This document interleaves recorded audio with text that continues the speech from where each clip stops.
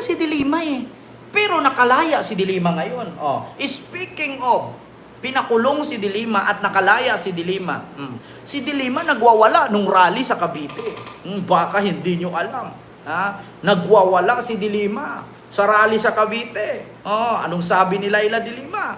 Hanapin natin si Laila de Lima. Ayan na! Laila de Lima! Speaking of nagwawala si Laila de Lima sa Cavite sa rally. Laila de Lima, pasok!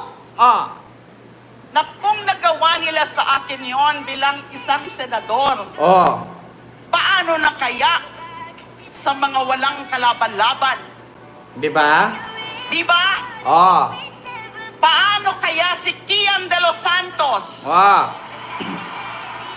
Paano kaya si Carl Arnaiz at Reynaldo de Guzman? Di ba? Mga teenagers na nasa maling lugar, sa maling... Kung si Dilima nga nagawa nila na si Dilima senador na, paano pa yung mga tumatakbo pa lang na senador? Hindi nyo pwede sabihin joke yan. Ulitin natin. Na kung nagawa nila sa akin yon bilang isang senador, paano na kaya sa mga walang kalaban-laban? Di ba? Paano kaya si Kian de los Santos?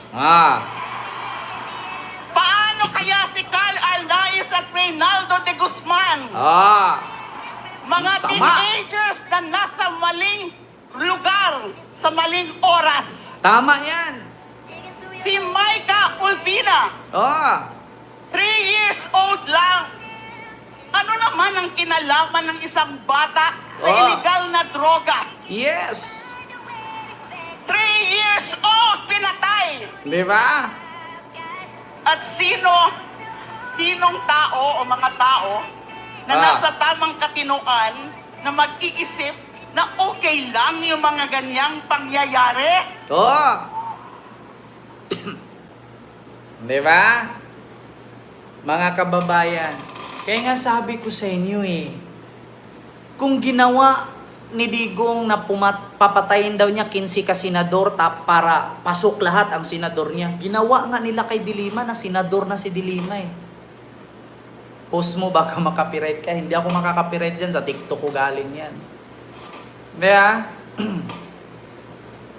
kung kay Dilima nga, senador na si Dilima Hindi mo pwedeng sabihin joke yung sinasabi ni Digong. May naniniwala pa ba? Meron! Bakit? Ako, isa sa taong naniniwala kay Dilima. Bakit? Kung si Dilima totoo na protektor ng droga, kung si Dilima totoo na may kasalanan, bakit nakalaya siya? At bakit magkatabi pa sila ni Digong doon sa hearing sa Kongreso? Anong reaksyon na ngayon?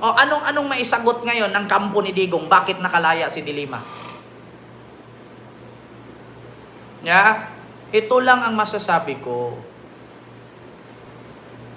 Planted evidence.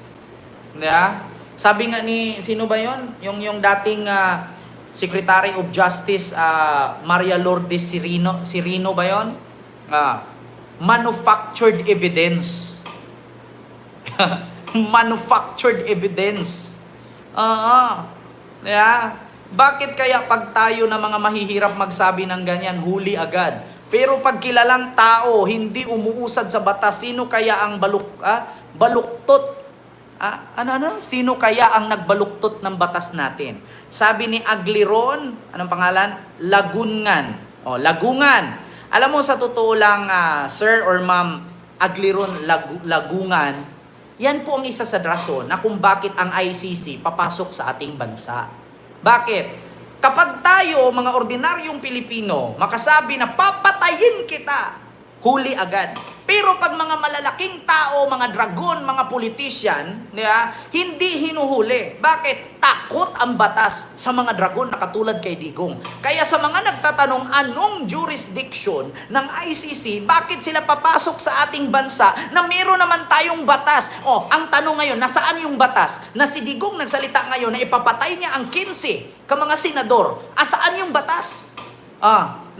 Pero pag ako, ordinaryong tao, nagsabi na patayin ko si Digong, bukas makalawa may NBI nang dadampot sa akin. Kaya ngayon, questionin ninyo ang ICC. Anong jurisdiction ng ICC papasok sa ating bansa? Meron tayong batas. Meron tayong sovereignty. Asaan yung batas? Asaan yung putang inang sovereignty na yan?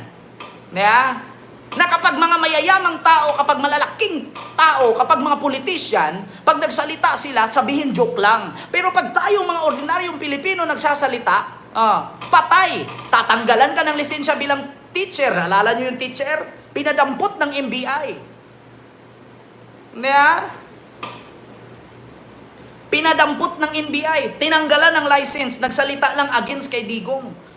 Tapos sasabihin, may batas tayo, may sovereignty tayo. Walang karapatan ng ICC na pumasok sa ating bansa. Kasi meron tayong batas. Asaan yung batas? Ngayon na, nagsalita si Digong. Ngayon nga, pinagbantaan ni Sara si BBM, si Lisa, at saka si Martin Romualdez. Asaan yung batas? Where is the batas?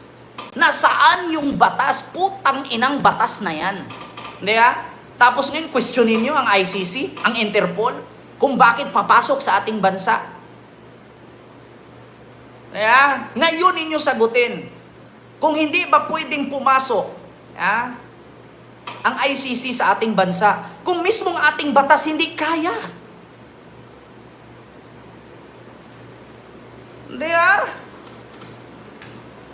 Kung mismong batas nga natin, takot kay Digong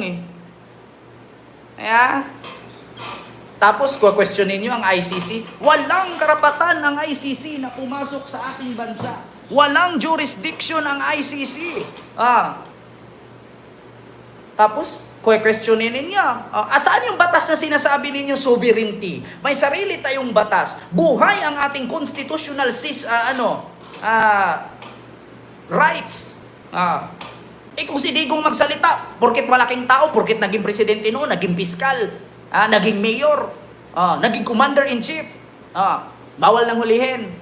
Pero pag tayong ordinaryong tao, katulad ng teacher, na binira si Digong, pinadampot ng NBI, tinanggalan ng license. Kaya, alam mo sa totoo lang, Junior Hoylar, ang totoong bobo ang DDS. Definition ng DDS yan.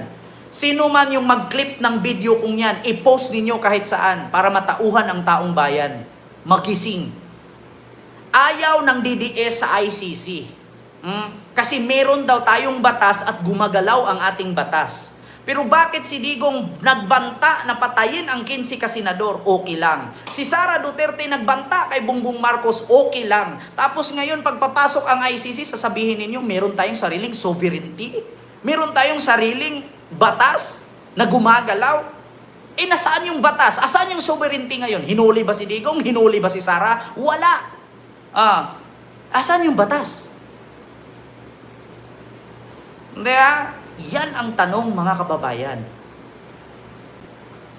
Mahina kasi ang utak ninyo. Pati si Trump ayaw sa ICC. Bakit kaya? Pakialam, poproblemahin natin yan si Trump. Ang problema nga natin sa Pilipinas, hindi pa naresolba. Pati si Trump, re-reactionan ko pa. Hindi naman ako vlogger ng international. I am a national vlogger, not international. Kaya mga DDS kasi, yan ang sabi ko sa inyo. Kung hindi kayang kontrolin ng bansa ang mga tibugok na politisyan, na may mga guns, pasukin nyo ng ICC.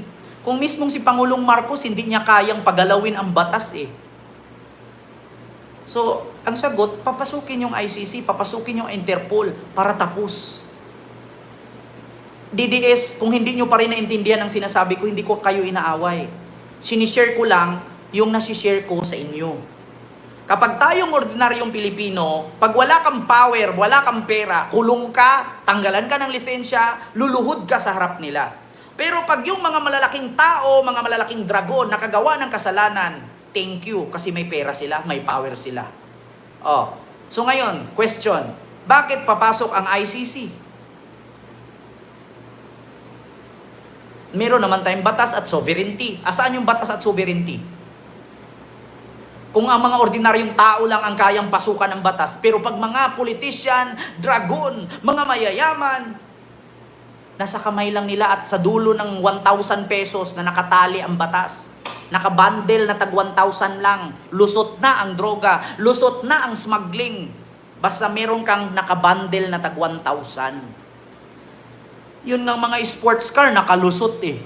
Magkano yung magkano yung sports car na dalawang nakalusot sa Pilipinas? Oh, bakit magkaiba ang date, magkaiba ang courier, magkaiba ang customs? Kasi may tag 100,000 na bundle yon. Oh, tayo, mahirap, hindi natin kayang palusutin. Kaya, so yun lang mga kababayan, hindi ko na masyadong pahabaan yung ating live. At least nakabigay aral na naman tayo. At madadagdagan na naman yung ating subscribers. Road to 200,000 na tayo. Mag-ingat kayo mga kababayan.